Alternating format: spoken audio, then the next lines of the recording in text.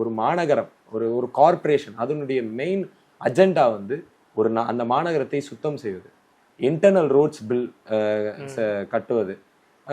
அதை தாண்டி வந்து சில மாநகராட்சிகள் கல்வியில இது பண்ணுது, அப்புறம் பிரைமரி ஹெல்த் கேர். இந்த 4 தான் வந்து, அப்புறம் இதுக்காக வரி வசூல் செய்வது. இந்த 5 தான் வந்து ஒரு மாநகராட்சியினுடைய முக்கிய பணி அட்மினிஸ்ட்ரேட்டிவா.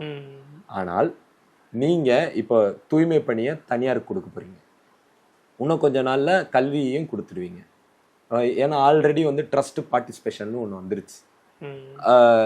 அதுக்கடுத்து இருக்கக்கூடிய internal road building already contract தான். பிரைமரி ஹெல்த் கேரும் நீங்க வந்து பிரைவேட் பார்ட்னர்ஷிப்ல பண்ணுவீங்க. அப்ப இனி சென்னை மாநகராட்சி ஒரு ஸ்டாக் எக்ஸ்சேஞ்ச் மாதிரி மாறிடுமா? வெறுமனே ஒரு டெண்டர் நடத்துற ஒரு இடமா மாறிடுமா? அப்போ என் மாநகர ஆணையரும் என் மாநகர மேயரும் வந்து ஒரு டெண்டரை வந்து கால்ஃபர் பண்றவங்களா மாற போறாங்களா? அப்ப எல்லாத்துல இருந்து மாநகராட்சி விலகிடுச்சுன்னா, தூய்மை பணியில இருந்து எல்லாத்துல இருந்து விலகிடுச்சுன்னா, சென்னை மாநகராட்சி இது வந்து ஒரு விற்பனைக்கு தர மாதிரி.